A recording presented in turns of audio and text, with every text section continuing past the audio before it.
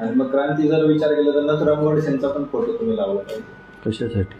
क्रांतीसाठी. आतंकवाद्याला मी माझं आयडल नाही म्हणू शकत. मी तुम्हाला अगोदर सांगितलं होतं की हा चमनचू हिंदू विरोधी आहे, तर तुम्हाला ते खरं पडलं होतं.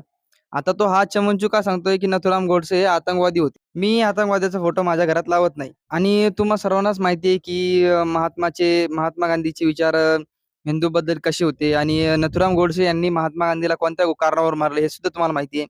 तर याचा एक विषय सांगतो मी, ज्याला याचं म्हणणं आहे की नथुराम गोडसे आतंकवादी होते.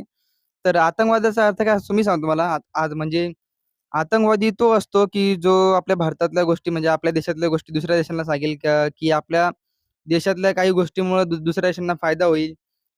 समाजामध्ये भीती पसरवणे, समाजामध्ये म्हणजे हमला करणे, लोकांवर हमला करणे, लोकांना मारणे, याला आतंकवादी म्हणतात. आणि हा चमनचू म्हणतोय की नथुराम गोडसे हे आतंकवादी होते. आता तुम्हीच सांगा, खरं हिंदू विरोधी आहे की नाही?